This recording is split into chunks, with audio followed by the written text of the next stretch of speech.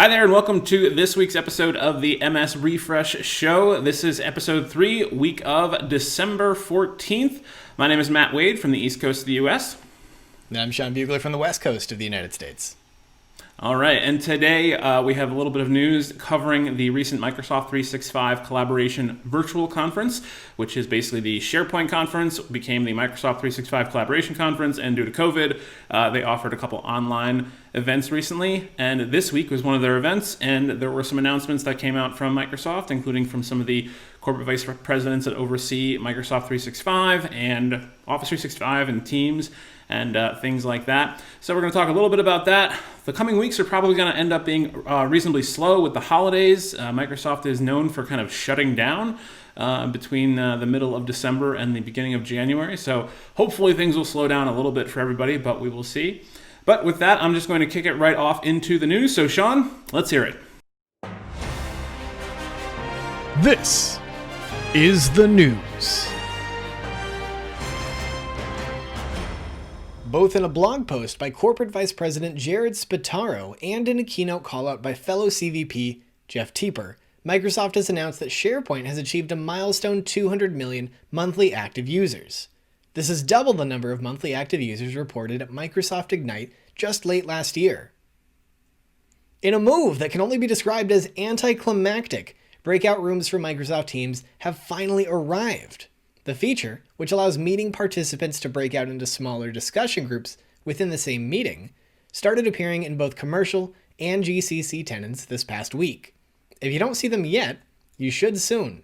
Keep in mind that only meeting organizers will have access to the feature. Coming in January, Jeff highlighted that Microsoft Teams will grow to accommodate up to 25,000 members per individual team in Microsoft Teams. This is up from 10,000 members. No word on when Microsoft will start working on a "Hey everyone" button, but we expect it's not far behind. And you thought Reply All was bad. An improved native and contextualized Microsoft Teams search experience is on the way. Eventually. Currently slated for June of 2021, this new search experience aims to make finding messages, people, and files, among other things, easier to find based on the people you work with and other insights gleaned from the Microsoft Graph.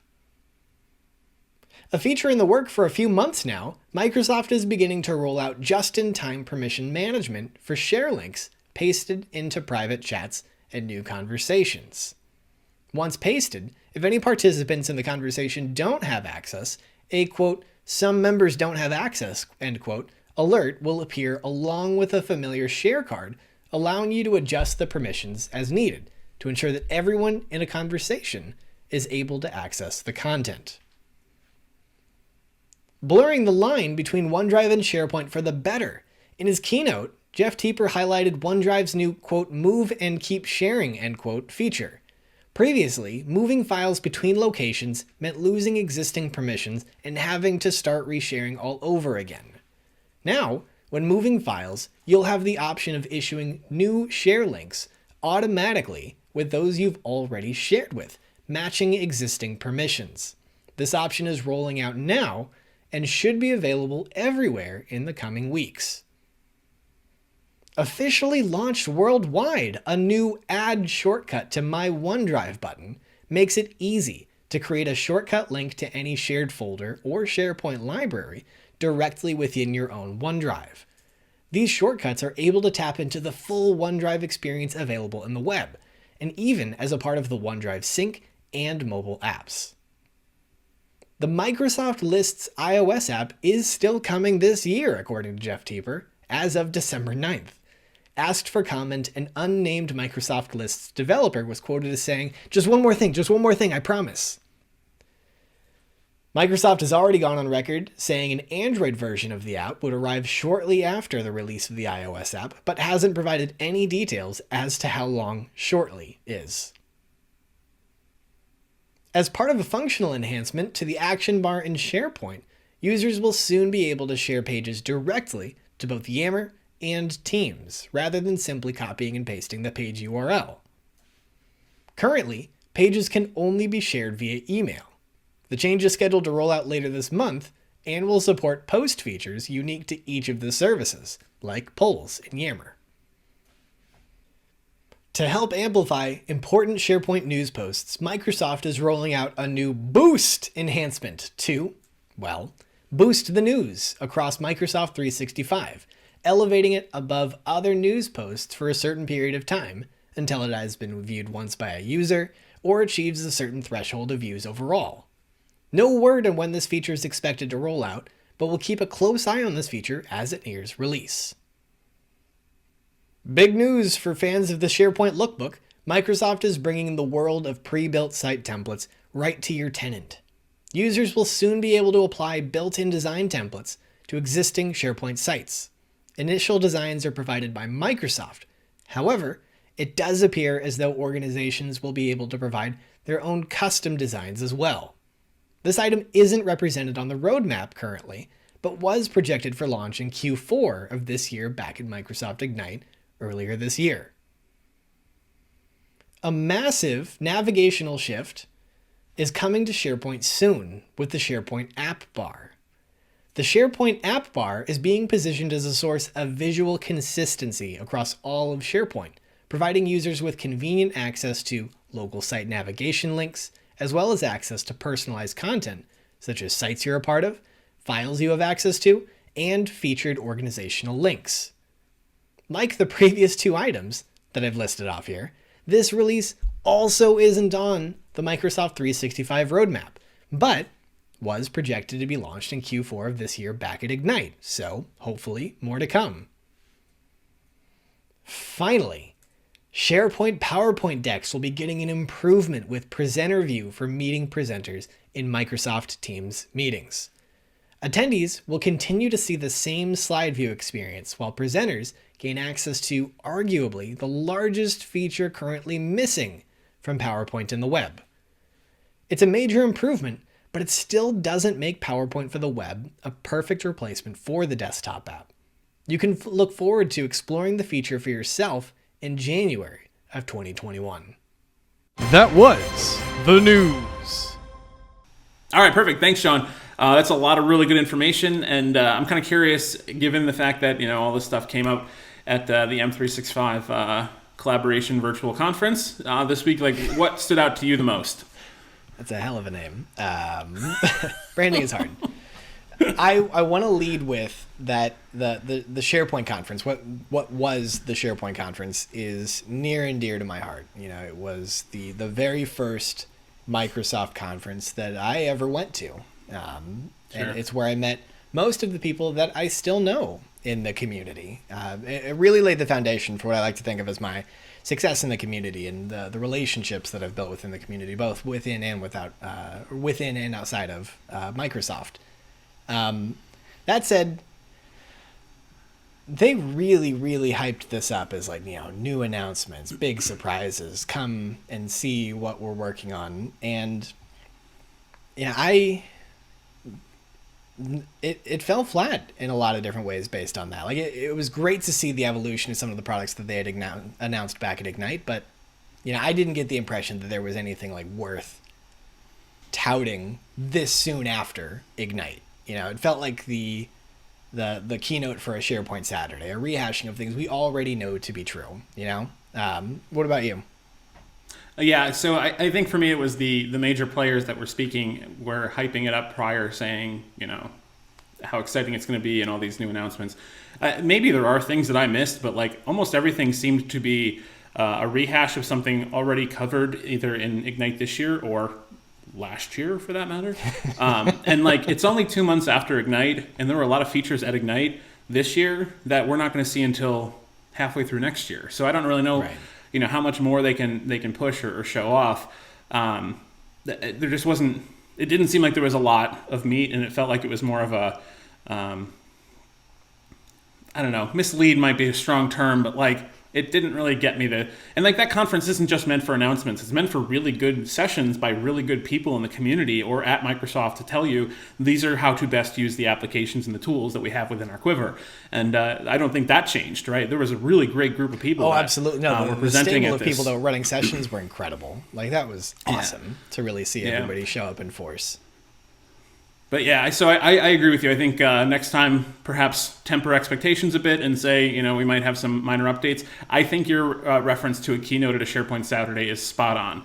Where, if you're SharePoint Saturday Charlotte or something and you're lucky enough to get Jeff Teeper to come in and do the keynote of that, usually it's a rehash of what's coming or what was announced, and maybe you might get a small dabble into like, here's a little preview into what's coming because, I have that right to show that off and yada yada. And that's kind of what I kind of thought this was, and didn't seem like that's what was being sold to us originally, but whatever. I didn't expect a whole lot either because I knew Ignite was only 2 months, back, and it's December, and Redmond shuts down for like the second half of December, so not something I was really all that expecting.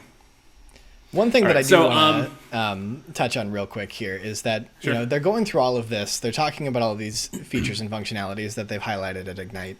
And, obviously I do my prep work getting ready to do the news. And one of the things that I do is I go to the roadmap to map what they're talking about to what's being broadcast, because sometimes there's a disconnect between the two.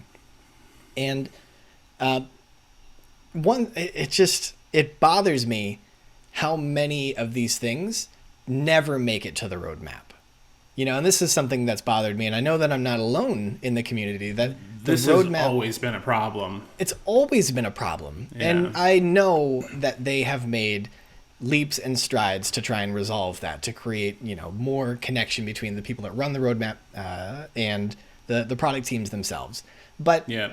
there were marquee features that are not new, that were announced at Ignite, or that were announced months prior, that simply aren't on the roadmap. And that's crazy when you consider that every question that you can ask a PM or a VP or a CVP about when is this coming? When can we expect these things? Because we're excited, because you're hosting a conference and you're giving a keynote talking about this great feature that we should be excited about because you want us to be excited about it. And then you say, go check the roadmap. Meet us halfway. We're going where you're telling us to go. Right. Oh yeah, totally. What were some of the ones that you've noticed aren't there? 3 of the last 4 items that I read in the news were not there at all. The SharePoint app bar. Let's start there. The biggest navigational change to SharePoint in 20 years is not there. You catch a hint of it with the Teams home app because it has a dependency on the SharePoint app bar, but the SharePoint app bar itself just isn't there. The built-in templates for SharePoint, the lookbook templates being embedded directly within SharePoint. Super cool stuff. I mean, I love what the SharePoint design team is doing. I think that they are the lookbook the is one of the best. best things that Microsoft has put out in years, and I want to give them as much credit as I can, but at the same time I also need to caveat that by saying you needed to do that 15 years ago. Like it's so good that you need to give people creative guidelines. People are not creative, so they create ugly, bare bones, white, crappy pages. And like if you were to give them a paint by number and say, here's the Mona Lisa and here's 20 colors, go paint it, you can paint the Mona Lisa. But you need to have guidelines, and somebody else had to come up with creativity to get you there. And like, it's not copying. Well, it is, and it's copying for a good thing, right? Like that's, I'm with you on that one. Couldn't agree more. Like that's, it saves me a ton because it lets me tell executives and people above me, no, I can't do that ugly thing you're describing. But I get to do it. I'm like, SharePoint just doesn't give me the option because what you're suggesting looks horrible. Right. Yes. You can't say so it the that built-in way. templates aren't there at all. And the news boost. So these are all admittedly like SharePoint-esque items. So maybe there's a disconnect on like the PMs getting it into the roadmap on the SharePoint side. But this isn't the first time that we've seen the disconnect between, again, marquee features simply never making it to the roadmap or making it onto the roadmap when it's launched. Thanks. Yeah, agreed. Yeah, they got to work on that. And I think whoever owns the roadmap needs to be given full authoritative, control, and they need to be, able to take a billy club and go to every product group and just bang on the head and say, I know that the word when doesn't exist in our vernacular, but you have to give me a date, and that's just how it goes. And if it's off, that's fine. At least give me I need to have some sort of pointing, North Star to aim towards. I know I'm never going to make it to that North Star, but at least it's there, and I can start, me on my side telling my executives, this should be coming out by this time frame, but give it a couple months extra just in case. Just don't, make any mission critical decisions based on the availability. But it's awful being in a situation like ours as administrators to have to tell somebody, I can't give you a time frame at all because the service provider that we've decided to go with is not communicating it, and they're not putting it in the information space where they promise they will and they always tell us to go to, which is just frustrating and disappointing. And if any of you are listening out there, please, roadmap team, you need that Billy Club, and you need to go after those product groups. There's just no excuse for it. There really isn't. But you lookbook team, you keep up the good work. All right, you keep going after that. SharePoint design, of you. I love you. Yes, and you just brush your shoulder off because you got it. You're good. You keep doing you. Now, one thing I will say was sort of a little surprise, and I didn't expect to see so soon. And it seems to be one of the most popular things that has popped out of both Ignite and from this conference. Although I don't even know if they talked about it in the conference. I just know that it showed up in my admin message center, is the PowerPoint presenter view in Microsoft Teams. So if you're in a Teams meeting and you share a PowerPoint, not share your screen, but share the PowerPoint, and it uploads it, creates it, and displays it through PowerPoint up for the web, presenters are now going to have presenter view, or at least a version of it, so they can actually see what's upcoming, what notes do I have, and see any future transitions or animations, things like that. This seems like a no-brainer, like we should have had it 4 years ago, right? It's foundational to what PowerPoint is and what it has been. But there was actually a little sneak peek of this in one team session during Ignite back in October. So I screenshotted it and tossed it on Twitter because I knew the feature was coming. I had actually been in contact with the PowerPoint product group, and they gave me a demo of it over the summer, and it looked really good. I was really impressed, but I couldn't talk about it. Sure. Well, then it shows up randomly during this session. And I'm like, oh, this is public now. Can't wait. It ends up being the most popular. A screenshot of this and a link to the session ends up being the most popular, most liked tweet from a non-Microsoft person that's hashtag MSIgnite, which really just shows both Teams and PowerPoint, if y'all are listening, those types of things are the things that we really like, that we need. Simple that quality of life. Exactly. The things we experience or expect from the desktop app. And don't get me wrong, PowerPoint Online has been really good with Presenter Coach is super cool. And I'm not even sure if that's going to come to the desktop app. It might not. So you might be, I'll say, stuck with PowerPoint for the web to get those types of features. But if you're now going to have a split where the desktop app can only do X, Y, and Z, and the browser app can do alpha, beta, gamma, now you have to pick. You can't just say one of them is always the one that I choose. And, I always am a desktop app guy because even today, transitions and animations look like crap on the browser version of PowerPoint. But Presenter View is one of those. Presenter View is one of those things that people really are going to clamor over, and that might pull a lot of those people into the PowerPoint experience in Teams, I think. So that was one that I did not expect to see as soon, and it's supposed to come out in January, which is really soon. So that's kind of exciting because people are definitely excited about that. Yeah. And by the way, for those of you who have a big presentation coming up before January or before this feature releases, Matt, you've got a great video available. Maybe we'll share the link in the show notes that shows how you can achieve the presenter view while you're sharing a PowerPoint presentation. Yeah, there's a whole bunch of, I'll call them workarounds, but it does work that way. It's meant to do it that way, but just kind of clever tricks that once you start playing with PowerPoint and figure out what it can do, it's actually really, really handy how you can do it desktop-wise. And then if you have a second monitor, even better. That's really your prime your prime spot is to second monitor it up, because then you can have full. You can see both. Share one screen. One screen is your safe zone. The other screen is your personal zone for whatever you want to have up, including taking notes on something or seeing presenter view, whatever. And just use Alt Tab to go between your apps, and it won't interact with PowerPoint at all. It's really, really good. Alrighty, so that brings us to the community aspect for this week. First up, I wanted to talk about some of the events that are coming up over the next month or so. It's still kind of slow December because it's December. That being said, things are kicking up a little bit in the January timeframe. So December 15th this week, Microsoft Envision. December 19th, M365 Saturday Coimbatore. January 22nd, moving into the new year, is going to be M365 Friday California. January 28th, going to be Collab Days Birmingham. And then February 27th is the Scottish Summit. Scottish Summit is an M365 event, even though the title of it may not make you think that it is. But that was an in-person event that has gone digital. All 5 of these are all online. I believe all of them are free. I could be wrong about the last one, but double check as you get into that. And for more, just grab the link that you see on the screen here to see the full list of events that are upcoming. If the event doesn't have a date yet, for example, the M365 Collaboration Conference has not listed a hard date yet. They are going for the spring. It's not on the list. I don't really want to put something on the list until it actually has a date for it. And if there's anything that you're aware of that's higher level than a user group, so like a SharePoint Saturday, M365 Friday, whatever, or a big event or a big conference that you're aware of that I totally missed and do not have on the list, by all means, leave a comment in the video comment section here, and I will definitely get it added. And then that brings me to the community content of the week. This one is one of my favorites, and I'll probably say that for a lot of people, but this one really is one of my favorites.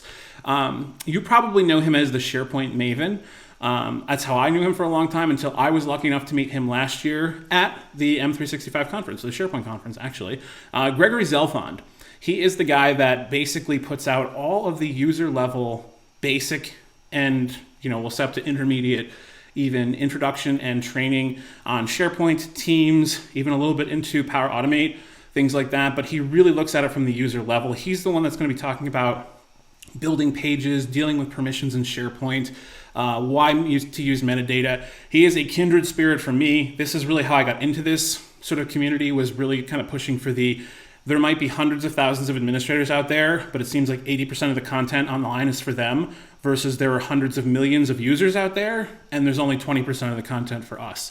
And that was one of the things that I always tried to push on, was to provide that kind of fundamental training, and not just training, but like get into the how best to use it. There's a big difference on click here, click here, click here, and this is why you should click on this. This is how you should organize this stuff. And Greg is just fantastic with that. So these days he's got a blog. His blog goes on for years. You have so much back posts that you can look at. He's got a great YouTube channel, and he's dived into podcasting. He also just has a really interesting personal story, and it's not my role to tell it, but just sort of great American dream story, frankly. And just thank you, Greg, and keep up the good work. We really appreciate it, even if you don't necessarily get the feedback with that kind of stuff. So that's community content for the week. Sean, anything else from you?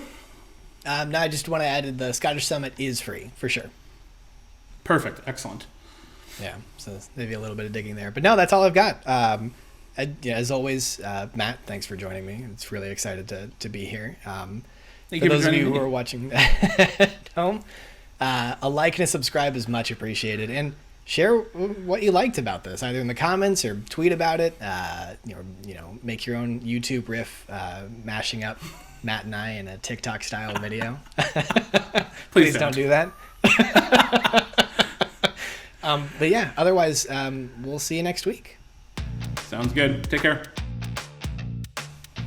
One last thing I thought was kind of cool. It popped up randomly to me. The most underutilized or the most useless piece of technology that ever went into the Mac ecosystem is the touch bar on the MacBook Pro. Microsoft Teams is going to provide touch bar support, so you're going to be able to, mute yourself using the touch bar, which actually that might be helpful, except for the fact that I can't remember the last time I've been on a call in Teams where my MacBook wasn't closed up and connected to screens, right? Like, I don't generally use the laptop in front of me, so I can't even touch the touch bar. And also, the app still has to be up in order for you to have access to the touch bar tools anyways. Oh, you're totally right. It has to be the So I'm just going to sit there window. And stare at this meeting where I have the mute button in front of me, and I'm going to use the touch bar button. Yeah, that's totally true. You're right. That is kind of, it was already useless to begin with. Now it's even more useless. But anyway, Microsoft coming through and definitely building on the most useless piece of technology that Apple has ever rolled out. Good on you guys.